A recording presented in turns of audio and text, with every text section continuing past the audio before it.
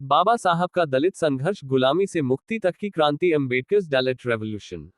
नमस्कार दोस्तों, आज हम बात करेंगे बाबा साहब के दलितों के लिए किए गए संघर्ष का। साथियों, भारत का इतिहास केवल राजाओं और युद्धों का नहीं बल्कि उन लाखों लोगों का भी है जो सदियों से शोषण और भेदभाव का शिकार रहे। उनमें से एक आवाज थी डॉक्टर भीमराव अंबेडकर की, जो एक अछूत से संविधान निर्माता बने। आज हम जानेंगे उनका दलित संघर्ष जो भारत में सामाजिक न्याय की नींव बना। बाबा साहब का जन्म और जाति भेदभाव। बाबा साहब का जन्म 14 अप्रैल 1891 को मध्य प्रदेश के महू में एक दलित परिवार में हुआ। उनकी जाति महार थी, जिसे अछूत माना जाता था। स्कूल में उन्हें न तो पानी पीने की इजाजत थी, न बैठने की। यहीं से उन्होंने भेदभाव को समझा और बदलने की ठान ली। शिक्षा ही क्रांति का रास्ता। बाबा साहब ने शिक्षा को अपना हथियार बनाया। कोलंबिया यूनिवर्सिटी अमेरिका और लंदन स्कूल ऑफ इकोनॉमिक्स से उच्च शिक्षा प्राप्त की। वे कहते थे, शिक्षित बनो, संगठित बनो, संघर्ष करो। दलितों के लिए पहला संगठन बहिष्कृत हितकारिणी सभा। साल 1924 में उन्होंने बहिष्कृत हितकारिणी सभा बनाई। यह दलितों को शिक्षित करने और उनके अधिकारों की रक्षा के लिए थी।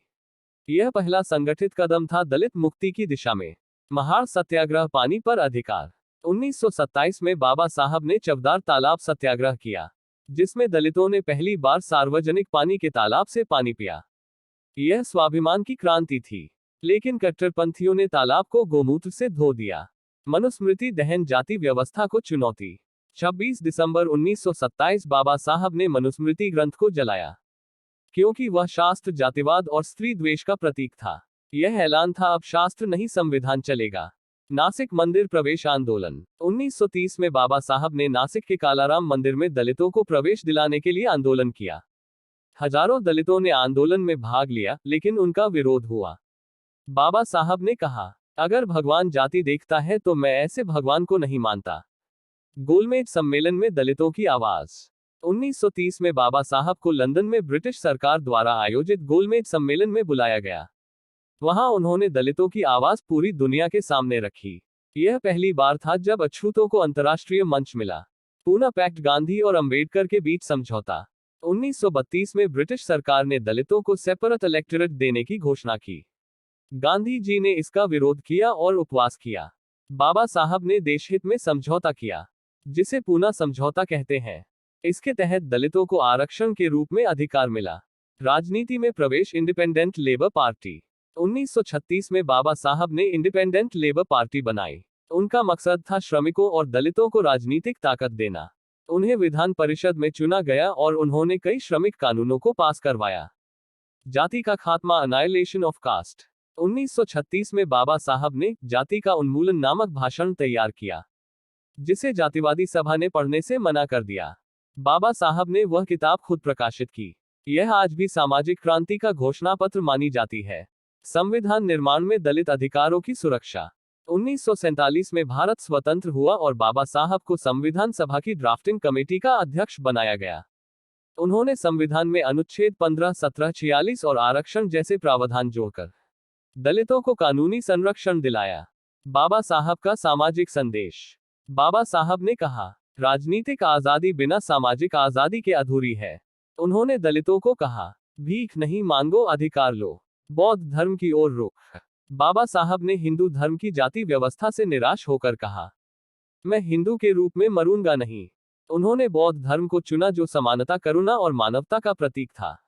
ऐतिहासिक दीक्षा भूमि, नागपुर 1956। 14 अक्टूबर 1956 को नागपुर में बाबा साहब ने 5 लाख से अधिक अनुयायियों के साथ बौद्ध धर्म ग्रहण किया। यह सामाजिक क्रांति का महासमर था। 16 मृत्यु और अमरता। 6 दिसंबर 1956 को बाबा साहब का महापरिनिर्वाण हो गया, लेकिन उनका संघर्ष, उनके विचार और उनका संविधान आज भी जीवित है। दलित आंदोलन को दिशा। बाबा साहब के संघर्ष ने भारत के दलित समाज को आत्मसम्मान, शिक्षा और राजनीतिक पहचान दी। उनके विचारों ने दलित आंदोलन को दिशा और लक्ष्य दिया। बाबा साहब के प्रेरणादायक नारे, एजुकेट, एजिटेट, ऑर्गेनाइज। जीना है तो संघर्ष करना होगा। मैं ऐसे धर्म को मानता हूं जो स्वतंत्रता, समानता और बंधुत्व सिखाता है। आज की पीढ़ी के लिए संदेश। बाबा साहब का संघर्ष केवल अतीत नहीं, बल्कि आज भी प्रासंगिक है। हमें उनकी विचारधारा को अपनाकर जाति मुक्त और न्यायपूर्ण भारत बनाना है। एक युग पुरुष। बाबा साहब का दलित संघर्ष इतिहास की एक ऐसी मिसाल है जिसने भारत के सामाजिक ढांचे को हिला दिया और नए युग की शुरुआत की। सम्मान और स्मरण। आज उनका नाम केवल भारत में नहीं दुनिया भर में सम्मान से लिया जाता है। संयुक्त राष्ट्र और कोलंबिया यूनिवर्सिटी ने उन्हें 20वीं सदी का सबसे महान समाज सुधारक माना है। समापन और कृतज्ञता। आज हम जो भी समान अधिकार, शिक्षा और न्याय की बात करते हैं, उसकी नींव बाबा साहब के दलित संघर्ष में है। आइए उनके विचारों को फैलाएं और हर व्यक्ति को गरिमा और सम्मान से जीने का अधिकार दिलाएं। साथियों, वीडियो पसंद आए हो तो लाइक कीजिए, कमेंट कीजिए, शेयर कीजिए। जय भीम, नमो बुद्धाय।